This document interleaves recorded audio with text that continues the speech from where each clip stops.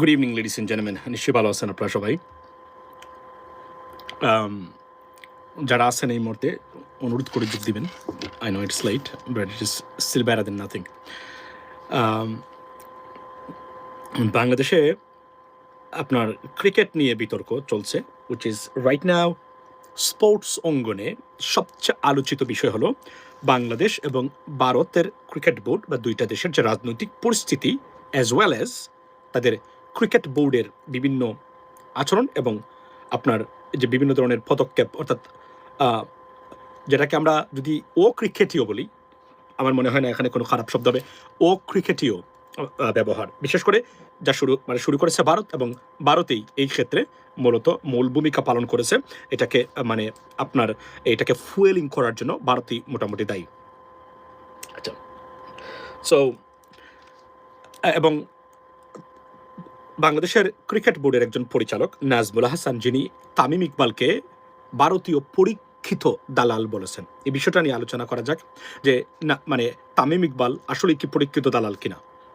এবং উনি যে কথাটা বলেছেন, গতকালকে আমরা আলোচনা করেছি, হ্যালো ব্রাদার, যে তামিম ইকবালরা আসলে কারা। এরা প্রথমেই বলি যে আপনার যখন তামিম ইকবাল বলেছেন যে 90 to 99% আমাদের আয়ের উৎস হচ্ছে আইসিসি, বাংলাদেশের মুস্তাফিজ ইস্যুতে বাংলাদেশের ক্রিকেট বোর্ড যখন বাংলাদেশের ক্রিকেট টিমকে ভারতের T20 ওয়ার্ল্ড কাপ বা বিশ্বকাপে ভারতে পাঠাবে না, অন্যত্র তাদের ম্যাচগুলো সরিয়ে নেওয়ার জন্য অনুরোধ করেছে ক্রিকেট আপনার আইসিসিকে। সেই পরিপ্রেক্ষিতে এটা নিয়ে যখন বিতর্ক সৃষ্টি হলো মুস্তাফিজকে বাদ দেওয়ার কারণে, রাজনৈতিক কারণে এবং মুসলিম ক্রিকেটার হওয়ার কারণে, সেই সময় বাংলাদেশের ক্রিকেট বোর্ড পাল্টা সিদ্ধান্ত হিসাবে দলকে পাঠাবে না বলে তারা সিদ্ধান্ত নিয়েছে, সেটা আইসিসিকে জানিয়ে দিয়েছে। সেটা নিয়ে বিতর্কের সূত্র শুরু। তারপরে তামিম ইকবাল উনি কি বাংলাদেশের আপামর জনসাধারণ এটাকে সাপোর্ট করেছেন, যেখানে আমাদের ক্রিয়া উপদেষ্টা বা মন্ত্রী যদি বলি, উনি এখানে বলেছেন যে দেশের মর্যাদা সবার আগে, মর্যাদা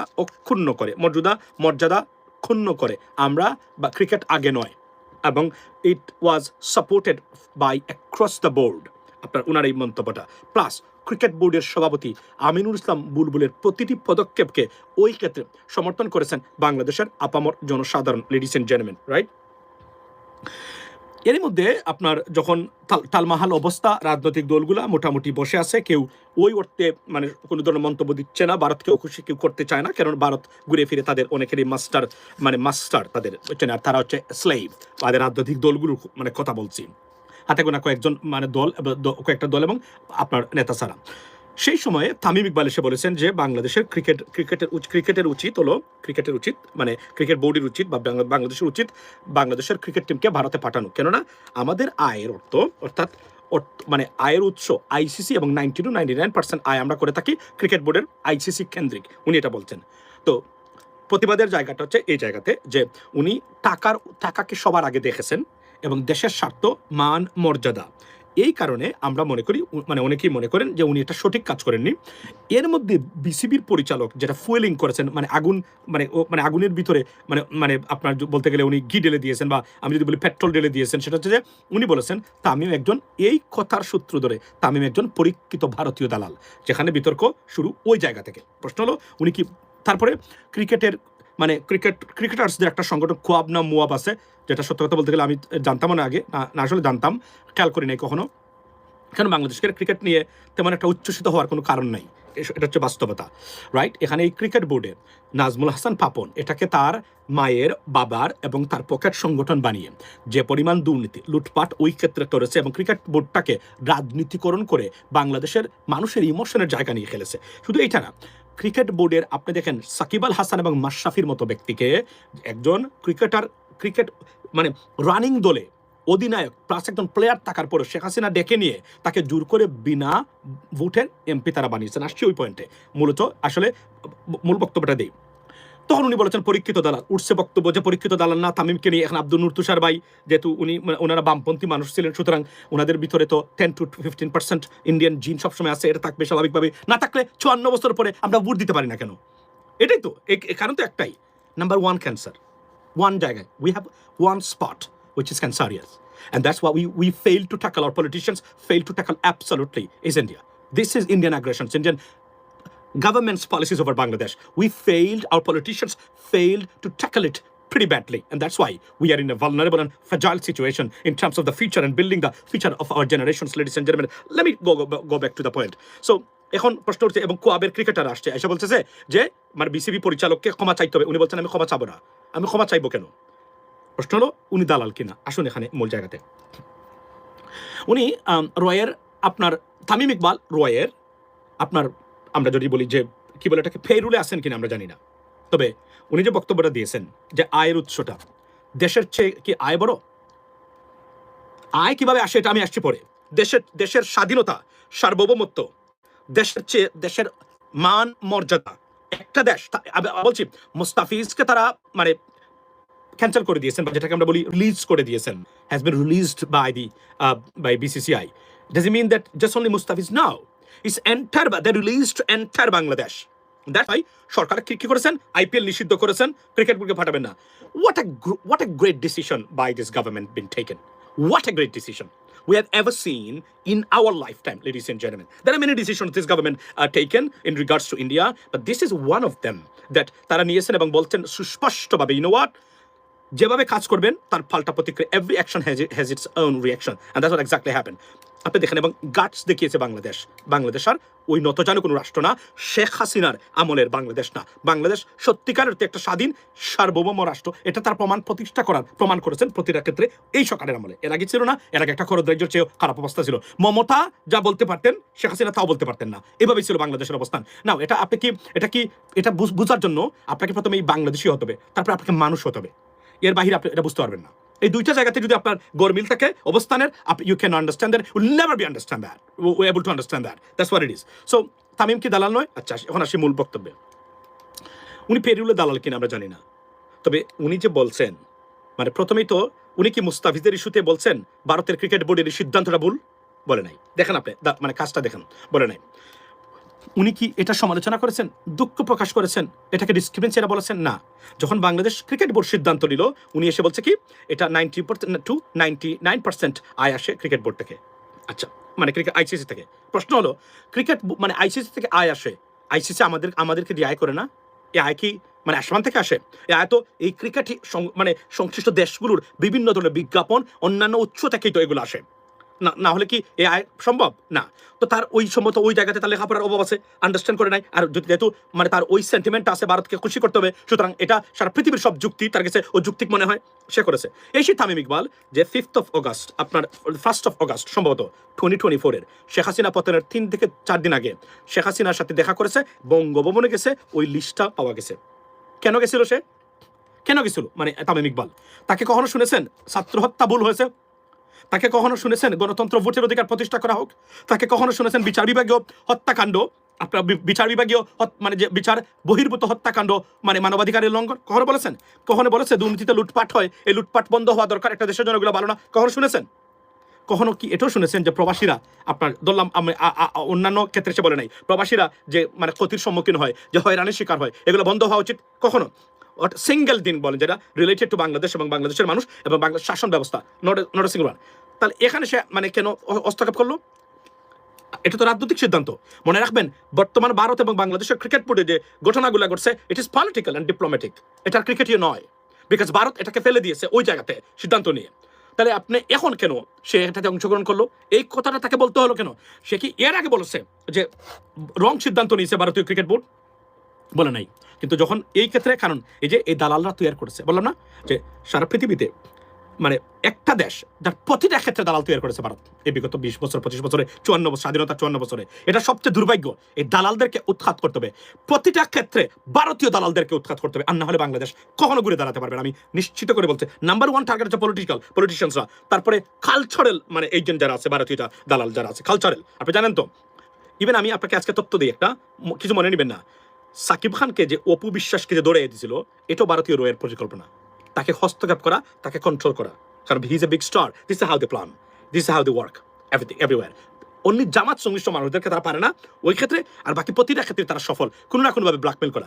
এই যে সাকিব খান জীবনে ভারতের বিরুদ্ধে কথা বলতে পারবে না, কেন বলতে পারবে জানেন? কোনো না কোনোভাবে সে হয়তো বা দরাত আছে তাদের কাছে, কেননা অপু বিশ্বাসকে লেলিয়ে দিয়েছে তার বিরুদ্ধে, এবং অপু বিশ্বাস তার সম্পর্ক হয়েছে আমি নিশ্চিত করে বলতে পারি, I understand politics, I understand international affairs, I understand how Indian government and particularly their intelligence agents work towards Bangladesh, and I can clearly say that, এটা আমি জানি। কিন্তু তারা এটা বাকি যারা আছে বাংলাদেশের এর আইডিয়া তো নাই, কিন্তু আমি নিশ্চিত করে বলতে পারি হয়তোবা নাও, হয়তো আমি 100% একুরেট না, কিন্তু আমি 90% গ্যারান্টি দিয়ে বলছি, if you analyze and if you know and if you analysis, if you got the real assessment on this matter, you can see that কোনো না কোনোভাবে, কারণ অপুর সাথে যোগাযোগ আছে ভারতীয় গোয়েন্দা বাহিনীর 100%। বাংলাদেশের মিডিয়া জগতের কয়েকজন আছে এরা নিয়মিত তাদের যোগাযোগ আছে, এর মধ্যে জয়া হচ্ছে নাম্বার 1। জয়া যদি আপনি বলেন যে তার কোনো কানেকশন নাই, ইউ আর অ্যান ইডিয়েট। আমি আপনাদেরকে বলি ইউ আর অ্যান ইডিয়েট, যে তার কোনো কানেকশন নাই, রাইট? আচ্ছা, তামিম সাকিব এরা একই। আচ্ছা, আপনি দেখেন দুইটা ক্রিকেটার, আপনি বলেন এই ক্রিকেট না, দেখুন ক্রিকেটের প্রতি আমার what is the contributions of cricket two Bangladesh? এখানে কোনো কন্ট্রিবিউশন নাই তো, তারা তো কোনো কিছু জিততে পারে নাই। তারা এই খেলে একটা ম্যাচ যদি জিতে 3টা হারে, এই হলো বর্তমান বাংলাদেশের ক্রিকেটের অবস্থা। যে ধরনের এক্সপোজার, যে ধরনের সাপোর্ট তারা গভর্নমেন্ট থেকে পেয়েছে, যদি ফুটবলে এই সহযোগিতা পেত, ফুটবল এশিয়ান লেভেলে চলে যেত। আর কল্পনা করেন আপনি এশিয়ান লেভেলে চলে যেত, এই সরকার যে সহযোগিতা করেছে ক্রিকেটকে, বিগত সরকার যারা যেভাবে তারা সবকিছু উমড়ে পড়েছিল, যদি ফুটবলকে দিত, আমরা এতক্ষণে আপনার ফুটবল বিশ্বকাপ খেলার দ্বার প্রান্তে যেতাম। আপনি বলবেন অতিরঞ্জিত ন, হেইতির মতো দেশ, আপনার সাউথ আমেরিকান ক্যারিবিয়ান দেশ, দ্বীপরাষ্ট্র হেইতি, যেখানে government right now there is no government, but they are in the World Cup. Yes, how this possible? They are even worse than Bangladesh. The situation is complete. They failed. Somalia, Haiti. There's no government, right? Gang leaders, gangs members, they run the country. Haitiর কথা বলছি আমি আপনি, right? Haitian বলে আমেরিকাতে তারা, বুঝছেন? আপনি দেখেন তারা কিভাবে বিশ্বকাপ খেলে এবার, তারা বিশ্বকাপে এবার আছে। তাহলে আমরা কেন পারবো না? আমরা কেন পারলাম না? আমরা এই কারণে পারলাম না, কারণ আমাদের ওই জায়গাতে। তখন আপনি কল্পনা করেন তামিম ইকবাল, শেখ হাসিনা, এবং দেখছেন তো শেখ হাসিনার সাথে তার বউয়ের ছবি, এবং একজন ফেসিস্টের সাথে তার ছবি, দেখছেন তো? আচ্ছা, এটা হতে পারে একজন ক্রিকেটার। আমি I take it 5th of August, 1st of August 2024 কেন গেছিল? তখন কিন্তু শেখ হাসিনা অলরেডি হাজার মানুষকে মেরে ফেলছে, হাজার মানুষকে মেরে ফেলছে। দেখেন আপনারা, বাংলাদেশের মানুষের দৃষ্টি আকর্ষণ করতেছি আমি। 1st of August 2024 এর ভিতরে সবকে মেরে ফেলছে সে, মোটামুটি, রাইট? কিছু মানুষকে মোটামুটি প্রায় 2000 মানুষকে অলরেডি হত্যা করে ফেলছে। জেনে শুনে তামিম ইকবাল শেখ হাসিনার সাথে দেখা করতে গেছিল কেন? আমি এই প্রশ্নটা করতে চাই, জাতির কাছে রাখতে চাই। এই দালালদেরকে চিনে রাখুন, এবং সে করছে কি দেখেন আপনি। তারপরে সে ক্রিকেট বোর্ডে বিসিবির প্রেসিডেন্ট হওয়ার জন্য আসছিল। আমিনুল ইসলাম বুলবুলের মতো একজন সার্টিফাইড কোচ ম্যানেজারকে রেখে সে আসছিল আপনার কি হয়ে যেতে, এই যখন দেখলো কোনোভাবে সুবিধা করতে পারে নাই, তখন ব্যাকটাপ রিট্রিটেড, ইউনো। আমিনুল ইসলাম বুলবুল যখন দেখলো কিছু করতে পারে নাই, সবার সমর্থন তার প্রতি, তখন সে সরে গেল। আর না হলে তো সে ভালো একটা ঝামেলা পাকিয়ে দিয়েছিল ওই জায়গাতে। তো এই দালালদেরকে আমি, আর এই সে ক্রিকেট না কলঙ্কিত করেছে, পৃথিবীর স্পোর্টস অঙ্গনকে কলঙ্কিত করেছে বাংলাদেশের ক্রিকেট। কিভাবে? আপনি বলেন পৃথিবীর কোন দেশে আছে যে আপনি এক্সিস্টিং একজন প্লেয়ার, একটা দেশের ক্রিকেট অধিনায়ক, তাকে বিনা ভোটের এমপি বানিয়েছে, সংসদে নিয়েছে শেখ হাসিনা? আপনি বলেন বাংলাদেশের মানুষের ভোটের অধিকার গণতন্ত্র হরণ করে রাষ্ট্রীয় অপরাধে যুক্ত ছিল একটা সরকার, সেই সরকারের আপনার গিয়ে এমপি হয়েছে এই ক্রিকেটার না, এই বাঞ্চুতের বাচ্চারা না, এই ক্রিকেটাররা না, এরা তো আজকে বিসিবি পরিচালকের বিরুদ্ধে অবস্থান নিয়েছে ক্রিকেটারদের সংগঠন কোয়াব। যদি বিসিবির পরিচালক কোনোভাবেই তাকে কোনো হয়রানি করা হয়, ক্রিকেটের বাস আমরা ঢুকিয়ে দেবো, কিন্তু বলে রাখতেছি, আমরা মাথায় রাখবেন, আমরা কিন্তু এখানে ছাড়বো না। সে দেশের পক্ষে দাঁড়িয়েছে, সে দালাল নয়। তামিম ইকবালকে দালাল বলেছে, 100% সার্টিফাইড দালাল হচ্ছে তামিম ইকবাল। এই সাকিবরা, এরা আমাদের জন্য ক্যান্সার, এবং এরাই এই ফেসিস্টের সহযোগী। এদের বিষয়ে কোনো সার নেই। অনেক দল করতে পারেন, আমি ভালো ক্রিকেটার থাকতে পারেন, কিন্তু ভালো ক্রিকেটার থাকা মানেই দেশের বিরুদ্ধে আপনি যদি যখন ষড়যন্ত্রে লিপ্ত হবেন, আপনার প্রতি আমার কোনো রেসপেক্ট আর কখনোই থাকবে না, এবং আমি দেখাতে পারবো না। আমি sorry ladies and gentleman, that is the bottom line. সে অবশ্যই একজন দালাল এবং পরীক্ষিত দালাল। সে কোন হিসাবে এই কথাটা বলতে পারে, আমাদেরকে যেতেই হবে। সে জানে না কি হচ্ছে আমাদের দেশে, আমাদের দেশের বিরুদ্ধে যে অপপ্রচার হচ্ছে প্রতিদিন। এত অপপ্রচার একটা দেশের বিরুদ্ধে হতে পারে, আর একটা দেশের রাষ্ট্রপ্রধানের বিরুদ্ধে হতে পারে। পৃথিবীতে যদি আপনি ভারতীয় মিডিয়া না দেখেন, আপনি পাবেন না। প্রতিদিন মুসলমানদেরকে হত্যা করা হয়। আজকে আমি এটা শেয়ার করেছি, মসজিদের সামনে ব্যান্ড পার্টি নিয়ে এসে আজানের সময় উগ্র হিন্দুরা ব্যান্ড পার্টি বাজাচ্ছে ভারতে। আমি শেয়ার করেছি আমার এমরমান মাসুমে, গো অ্যান্ড চেক। কিন্তু আমাদের মিডিয়াতে এগুলো তেমন একটা নাই।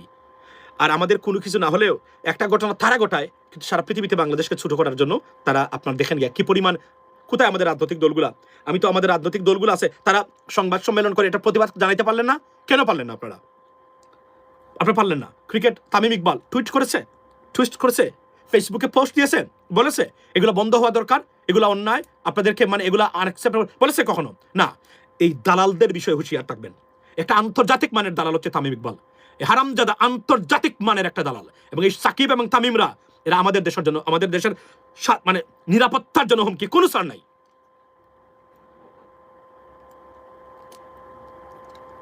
কোনো সার নেই, এদেরকে কোনো সার নেই। যারা ইমোশনালি এদেরকে সাপোর্ট করেন, আপনি আপনার জাতির সাথে প্রতারণা যুক্ত, মাথায় রাখবেন এতটুকু আমি আজকে অনুরোধ করলাম। এবং এদেরকে কোনো সার নেই। সাকিব তো আপনি জানেন তো, সেটা একটা আন্তর্জাতিক মানে ছোট লোকের বাচ্চা ছিল সাকিব আল হাসান, একটা জুয়াকুর হারামজাদা ছিল।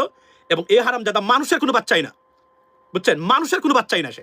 আমি আর কি বলবো, তার সম্বন্ধে যখন আমি জানলাম, তুতুরিক্ষেপ করতে মানে আমার করতে ইচ্ছা করেছিল তার প্রতি। তার এতটা ছোট লোক এবং তার অমানুষ এই হারামজাদা ওই সাকিব আল হাসান এবং তামিম ইকবালরা। হুঁশিয়ার করে দিচ্ছি, আবার বলছি, বিসিবির পরিচালক যদি কোনো ধরনের অ্যাকশন তার বিরুদ্ধে নেওয়া হয়, ক্রিকেট, আমি আবার বলি, cricket is not fruitful in Bangladesh. আমি মনে করি ক্রিকেটাররা, ক্রিকেট মানে অনেস্টলি স্পিকিং সবকিছু ঠিক থাকলে খেলেন, না খেলে আমি ফুটবলকে সর্বোচ্চ প্রাধান্য দেওয়া দরকার বলে আমি মনে করি। আমি কারণ ক্রিকেটের যত প্রসার, ভারতের আধিপত্য তত বেশি মানে আপনার বাড়তেছে। ক্রিকেট কেন্দ্র করে ভারত এন্টায়ার আইসিসিকে তারা কন্ট্রোল করে ফেলছে। আপনি দেখেন শুধু বাণিজ্যের কারণে কিভাবে আইসিসি এখন অসহায়। মঈন আলী বিখ্যাত ক্রিকেটার ইংল্যান্ডের, গতকালকে বলেছেন, এটা আলোচনা করেছি আপনাদের সামনে, যে অসহায় এখন সবাই, ভারত কন্ট্রোল করে ফেলছে সবকিছু শুধুমাত্র বাণিজ্যের কারণে, অর্থের কারণে। এই যদি হয় অবস্থা, এবং আইসিসিতে ভারতীয় মানে মানুষ যখন আইসিসির প্রেসিডেন্ট হয়েছে তখনই মনে করেছে আইসিসি শেষ। এবং আমি আমেরিকাতে যখন তারা কথা বলছিলেন, আমেরিকাতে ক্রিকেটকে তারা প্রসারিত করবেন, আমি আমার যতটুকু পারি কমেন্ট করেছি, গিয়ে বক্তব্য দিয়েছি। আমি বলেছি যে মানে আমেরিকাতে যখন ক্রিকেট কখনোই আসে না, আসা মানে কি জানেন? এই উগ্রবাদীদের মানে প্রচার এবং প্রসার করা। সরি টু সে দ্যাট, মানে এর বাহিরে আর কোনো কিছু বক্তব্য দেওয়ার আমার নাই আমাদেরকে, কারণ তারা এই কাজগুলাই করে। আর না হলে মুস্তাফিজ কেন্দ্রিক, তারপরে কি নিজের অবস্থান ধরে রাখলে কি হতে পারে তার একটা সুস্পষ্ট প্রমাণ দেখেন। আবার বিসিসিআই মুস্তাফিজকে নেওয়ার জন্য যখন মানে সাপ যখন ব্যাংক ধরেছে, তখন বলছে আচ্ছা মুস্তাফিজকে পাঠিয়ে দেন ভাই, আমরা ভুল হয়ে গেছে। এটা তো এক ধরনের এটাই বক্তব্য, ভুল হয়ে গেছে, পাঠিয়ে দেন মুস্তাফিজকে। তারা চেষ্টা করেছিল মুস্তাফিজকে আবার ফেরত নেওয়ার, মানে বাংলাদেশ ক্রিকেট বোর্ড দেয় নাই। আমি আজকে বাংলাদেশের মানুষ যারা আছেন, আমি আপনাদেরকে বারবার বলি, সরি টু সে দ্যাট, এগুলো বলতে আমি আবার বলি, সবসময় আমার একটা position, I want India, I wish, honestly speaking, I want India to see a stable, prosperous country. I don't have any problem with Indian people. But one request, please leave us alone. Don't come to Bangladesh to meddle with anything. That's the bottom line. We're not going to tolerate that. Because you become an absolute disturbances for Bangladesh and Bangladesh progress and peace of Bangladesh. So you are most untrusted friend, I mean in the name of friend, honestly speaking, or partner, I mean for Bangladesh. So therefore stay away from Bangladesh. You cannot interfere or intervene or meddle with anything, any affairs in Bangladesh. It's over for you. Because আপনাদের দালালদেরকে বাংলাদেশের মানুষ kicked out from Bangladesh. That is the bottom line. আর কোন দালাল যারা এখন করতেছেন, we are watching them very closely. চেষ্টা করবেন, বঙ্গোপসাগরে পতিত হবেন মানুষ যখন আবার রাইজ করবে। মনে রাখবেন, আমরা যদি বাংলাদেশকে ভারতের কন্ট্রোল থেকে টোটালি আমরা আমাদের রাজনীতিবিদদেরকে শুরু করে সবকিছুকে আলাদা করে রাখতে পারি, বাংলাদেশের প্রোগ্রেস, প্রসপারিটি কেউ আটকে রাখতে পারবে না। যেখানে তাকাবেন দেখবেন ভারতীয় ইন্টারফারেন্স, যেখানে আপনি তাকাবেন। খুবই দুঃখজনক। এবং এই রাজনীতিবিদরা, এই হালারপুতেরা, এই ভাষাটা এভাবে বলি, মানে নোয়াখালীর ভাষায়, বুঝছেন, এই হালারপুরা এই কাজটা করেছে।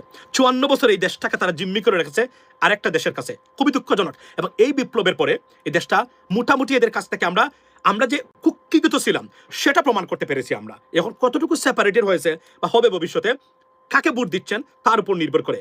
আমি একটা অনুরোধ সবার কাছে করে যাব, একটাই অনুরোধ সবার কাছে, সবাই করা উচিত। আর যাই হোক, কোনো ভারতীয় দালালকে ভোট দিবেন না। আপনার সন্তানকে এই ভারতীয়দের, উগ্র হিন্দুদের দ্বারা নিয়ন্ত্রিত হওয়ার সুযোগ দিবেন না। আপনারা এই কাজগুলো করবে, কারণ আমি আবার বলছি, Indian are not our problem. The people of India, we don't have any problem. The government's policy over Bangladesh is one of the dangerous stuff we have ever seen. Trust me. এবং আমাদের রাজনীতিবিদরা, they fail to understand this stuff. তারা কখনো বুঝতেই পারে নাই যে আমাদের দেশটা কিভাবে কুক্ষিগত করে রেখেছে। আমি বারবার বলছি। আচ্ছা গেল। সুতরাং এটা দ্বারা নির্দ্বিধায় আমরা বলতে পারি যে তামিম ইকবাল যে কথাটা বলেছে ভারতকে খুশি করার জন্য বলেছে, সেজন্য ভারতে যেতে পারে কমেন্টেটর হিসাবে, টেকনিক্যাল একজন পার্সন হিসাবে, বা যে কোনো কারণে ক্রিকেট সংশ্লিষ্ট বিষয়ে। এই জন্যই এই দালাল এটা করেছে, দেশের পক্ষে দাঁড়াতে ব্যর্থ হয়েছে তামিম ইকবালের মতো কুলাঙ্গার। সে অবশ্যই দালাল, অবশ্যই ভারতের মানে নাম্বার 1 দালাল। That is our bottom line, ladies and gentleman. So এদেরকে প্রত্যাখ্যান করুন। যত বড় ক্রিকেটার, যত বড় রাজনীতিবিদ, যত বড় অর্থনীতি মানে আপনার এই অর্থের সম্পদ হোক না, মানে সম্পদশালী হোক না কেন, ভারতীয় দালালদেরকে আপনার দূরে রাখবেন। এরা আসলে কোনো কন্ট্রিবিউশন নাই। ক্রিকেট খেলেছে তার নিজের জন্য খেলেছে, সত্য কথা বলতে গেলে এতদিন ধরে সে আসলে মানে আমি যদি বলি ওই ওঠে। কিন্তু আপনি দেখেন দেশের এত মানে জঞ্জাট, এত মানে বিপদ গেছে দেশের, এদের ভূমিকা কি? তাও বলতাম ঠিক আছে, তারা ক্রিকেটার, তারা রাজনীতিতে আসবে না, মন্তব্য করবে না। এখানে করলো কেন? তার ব্যক্তির স্বার্থে। আপনি কি মনে করেন তামিমের এই কমেন্টটা দেশের জাতীয় স্বার্থে? না, এটা তার ব্যক্তিগত স্বার্থে। খেলতে হবে, যেতে হবে, এখানে থাকতে হবে, খাইতে হবে। I understand that. This is why he said that. That's why আমি মনে করি আপনার একজন আন্তর্জাতিক মানের ভারতীয় দালাল হচ্ছে তামিম ইকবাল। এবং আবারও হুঁশিয়ার দিয়ে যাচ্ছি, আমরা উই আর ওয়াচিং। এই বিসিবির পরিচালক মঞ্জুরুল আহসান সাহেবকে কোনো ডিস্টার্ব করার চেষ্টা করলে ফল কিন্তু খুবই ভালো হবে। নাজমুল হাসান সাহেব, সরি, এটা কিন্তু কোনো মানে পরিণতি ভালো খারাপ হবে। আবার বলছি, কারণ ক্রিকেটার কমসে কম কয়েকজন ক্রিকেটার রাষ্ট্রীয় অপরাধে যুক্ত। এরা আমাদের গণতন্ত্র লুটপাট, দুর্বৃত্তায়ন, খুন গুমের সাথে সরাসরি জড়িত। এদের কোনো ক্ষমা করা উচিত নয় বলে আমি মনে করি, ladies and gentleman. So second thing হলো যে আরো একটা bad news for India, we have to talk about that, ladies and gentleman. সেটা হচ্ছে যে ভারতের সাথে যুক্তরাষ্ট্রের trade deal failed. It's too bad for Indian economy. এবং ভারতের কমার্স সেক্রেটারি, যিনি আপনার এই যে কমার্স সেক্রেটারি, উনি বলেছেন ভারতের ইতিহাসে ভারত সবচেয়ে বাজে এবং অদক্ষ, অপরিমিত একজন প্রধানমন্ত্রী পেয়েছে, তার নাম হচ্ছে নরেন্দ্র মোদী। এই মানে কমার্স সেক্রেটারি গতকালকে এটা বলেছেন। এর আগে ট্রেজারি সেক্রেটারি, অর্থমন্ত্রী বললে ভুল হবে, হবে না, যেটাকে আমরা যদি বলি, উনি ভারতকে নিয়ে, ভারতের নরেন্দ্র মোদী এবং ভারতকে নিয়ে যে কি মন্তব্য করেছিল মনে আছে, এটা আমি লাইভ করেছিলাম। আর কমার্স সেক্রেটারি বলেছেন একটা ইডিয়টকে বসিয়েছে তারা প্রধানমন্ত্রী হিসেবে ভারতীয়রা, উনি বলেছেন। এবং সত্যতা বলতে গেলে যেহেতু এটা হিন্দু ন্যাশনালিস্ট কান্ট্রি হওয়ার পথে বা চেষ্টা করে যাচ্ছে তারা, এর জন্য তারা বুঝতেছে না ভারতীয়রা কি পরিমাণ ক্ষতিগ্রস্ত হচ্ছে আন্তর্জাতিকভাবে। অলরেডি ভারতীয়রা মারাত্মক ক্ষতিগ্রস্ত হচ্ছে। এবং ভারতের number 1 market, IT sector of the United States of America, completely collapsed. And it's going to be bad, pretty bad for Indians, trust me, in coming months or coming years. President Trump-এর অনেক সিদ্ধান্ত নিয়েছেন উনি। President ট্রাম্পের অনেক সিদ্ধান্তে you may disagree, but there are some substantial, fantastic decisions for America he has taken already. That's so good, and is definitely going to benefit Americans. Trust me. That's why some people maybe they're upset for many things, but there are some steps. For example, আপনি জানেন গতকালকে একটা decision নিয়েছে president Trump. He said that no corporation can buy a house in the United States. What does it mean? It means সাধারণ আমেরিকানরা now can buy houses. The house prices will drop, and then এবং only 50 years mortgage. So, like I said, there are many beneficial things for Americans that he brought up. Honestly speaking, ladies and gentlemen, so that's why some people are very, very happy with that. Yes, there are some stuffs that you can definitely আপনার criticize, it's up to you. So, এই যে ভারতের সাথে যে আপনার trade deal, অর্থাৎ, এবং এখানে বলে রাখি যে এর আগে বলছি আমরা গতকালকে আমরা আলোচনা করেছিলাম যে 500% আপনার ট্যারিফস ভারতের উপর আরোপিত হতে পারে, উইচ ইজ মানে যদি আপনার তারা তেল কিনে নাও। ভারতের মতো এই বহুল জনসংখ্যার দেশে জ্বালানি নিরাপত্তা নাম্বার 1 আপনার তাদের জন্য। তাহলে কোথায় যাচ্ছে তারা? যখন ভেনিজুয়েলা বাদ, রাশিয়া বাদ, তেল কোথা থেকে কিনতে হবে? মধ্যপ্রাচ্যে আসতে হবে, ঘুরে ফিরে মধ্যপ্রাচ্যের দেশ আসতে হবে। কোথায়? সৌদি আরবে, কাতারে, কুয়েতে আসতে হবে। Iran still our third largest oil reserve country. Now, Iran has a problem. It's sanctioned already by the United States. Is the government fall, which is most likely, Iran could fall within weeks, if not days, within weeks, because situation is very volatile. If they cannot control the protests or protesters within next 2 to 3 days, it's going to be pretty, it's going to be like, it put entire Iranian system into turmoil. Already internet cut off, মোটামুটি cut off from the entire world. এবং আপনারা জানেন যে মানে ইরানের মতো দেশে তারা অলরেডি প্রেসিডেন্ট ট্রাম্পের নামে they named streets after president Trump. That's just unbelievable situation right now in Iran. So যদি এই অবস্থা চলতে থাকে, যদিও ইরানের অনেক যারা আছেন তারা বলছেন যে না, এগুলা ছোট্ট একটা আপনার এই কি বলে প্রোটেস্টার্স দেখানো হচ্ছে বড় করে, কিন্তু যখন আল জাজিরা দেখায়, you have to think about that. Al Jazeera আজকে সুন্দর একটা রিপোর্ট করেছে যে প্রোটেস্ট আপনার spreading across Iran right now, which is যখন আল জাজিরা বলে তখন আপনি ধরে নিতে হবে এখানে সত্যের মানে অপলাপ নয়, সত্য ঘটনাই ঘটতেছে ইরানে। সুতরাং আমি আবার বলি, মুসলিম ডিকটেটরসরা এবং আরও যারা অশিক্ষিত মূর্খ ডিকটেটরসরা আছে, তারা কিন্তু বুঝতেছে না যে they need an exit. So এক্সিটের প্ল্যান, যারা লেখাপড়া করা dictator, they set their plan how to exit. But মূর্খ যতটা আছেন, গণ্ডমূর্খ, বিগটেড লাইক শেখ হাসিনা, এগুলা তারা এক্সিটটা মানে প্ল্যান করতে পারে না। আর নাহলে মাদুরো কিন্তু হি offered pretty generous offers by the United States. He's supposed to understand that, but he failed to understand. That's why he gone. ঠিক একই কাজ হয়েছিল গাদ্দাফিকে, সাদ্দাম হোসেনকে, বাশার আল আসাদকে, but they never took it seriously, and this is how they actually আপনার collapsed. So ladies and gentleman, মূল জায়গাটা হলো, I have to finish right now, মূল জায়গাটা হলো এই জায়গাতে যে বাংলাদেশের রাজনীতিতে দালালের কোনো অভাব নেই। খুবই দুঃখজনক, পৃথিবীতে একটা নেপালের মতো দেশে গিয়ে এতটা দেশ বিরোধী দালাল পাবেন না, ভারতীয় দালাল, কিন্তু আমাদের দেশে এগুলো আছে। খুবই দুঃখজনক এই ঘটনাগুলো।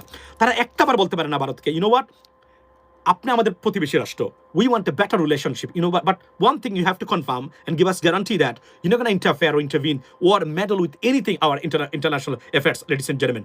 But you know what I mean, এটা বলতেও তারা সাহস পায় না। এখন আমরা দেখতেছি নতুন দালাল তৈরি হয়েছে, এই 1400-2400 মানুষের রক্তের বিনিময়ে, হাদির প্রাণের বিনিময়ে এই বাংলাদেশে এসে উপভোগ করবেন, lavish luxurious life in the name of politics করবেন, আর আপনি বাংলাদেশকে ভারতের কাছে আবার মানে আতাত করে রাখবেন। এগুলো আমরা সহ্য করবো না। আমাদের আত্মীয় স্বজনের জন্য আমরা দাঁড়িয়েছি। আবার বলছি, আগে দেশের জন্য দাঁড়িয়েছিলাম, এখন আত্মীয় স্বজন। প্রত্যেক মানুষ যদি তার আত্মীয় স্বজনের জন্য দাঁড়ান, এটাই বাংলাদেশের পক্ষে দাঁড়ানো এই মুহূর্তে। That is a bottom line. এবং আমি আবার বলছি, যদি আপনি এটা বুঝতে ব্যর্থ হন রাজনীতিতে বা যে কোন জায়গাতে, যে ভারতীয় পলিসি আপনার দেশের জন্য মহাবিপদ সংকেত, আপনার রাজনীতি করা উচিত নয়, এদের রাজনীতি থেকে কিক আউট করে দেওয়া উচিত। এটা আমার মন্তব্য, ladies and gentleman. So let's see what happens next. এবং বলে রাখি যে তারা ভারত বাংলাদেশে, ও বাই দ্য ওয়ে, ধরেন 1971-এর পরে বাংলাদেশে কোনো বিমান বাহিনীর প্রধান মানে পাকিস্তান সফর করেছেন? কোন সরকারের সাহস হয়েছে এই কাজটা করার? ডক্টর ইউনূসের সাহস হয়েছে। ডক্টর ইউনূস ফেল করেছে। অনেকগুলো আমরা চেয়েছিলাম আরো সুন্দর সুন্দর, তারা করতে চেষ্টা করেছে, একটু বাকি ছিল না চেষ্টার, ভিতরে খবর জেনে বলছি।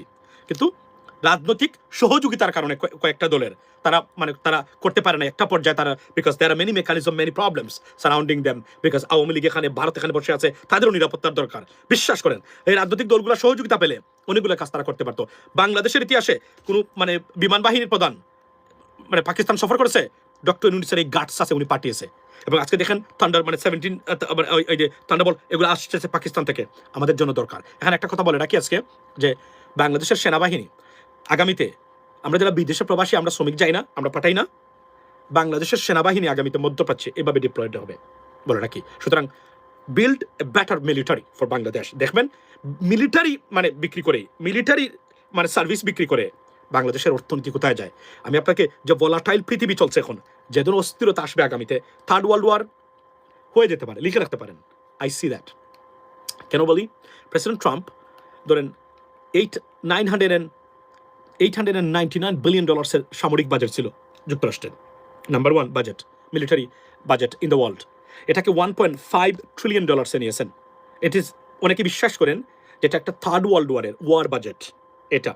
সো আমরা আতঙ্কিত, আমরা চাই না, we don't want any war, we want peace in the world, ladies and gentleman, right? So এটা মনে করা হচ্ছে, এবং আরও অস্থিরতা বাড়বে এই কয়েক মাসের ভিতরে। চীনের সাথে, রাশিয়ার সাথে ঝামেলা হতে পারে, কারণ একটা মেকানিজম চলছে to fix things for ever, because এখানে আমি এটা ইন্টারন্যাশনাল একটা mechanism, dominance of dollars and lots of stuff is going on right now. এটা we can talk about this stuff later, ladies and gentleman, in details, right? I am watching very closely, I will inform you definitely. তবে এখন বলে রাখি, বাংলাদেশ পৃথিবীটার এই মুহূর্তে অস্থির হতে চাচ্ছে আগামী কয়েক মাসের ভিতরে। আমাদের দেশকে শান্তি রাখতে গেলে ঐক্যের কোনো বিকল্প নেই, প্রয়োজন নেই। That's what it is. Have a blessed day, see you tomorrow. Once again, Tamim Iqbal অবশ্যই পরীক্ষিত দালাল না হলেও দালালি মনোভাব থেকেই এই বক্তব্য উনি দিয়েছেন। এর জন্য তার ক্ষমা চাওয়া উচিত।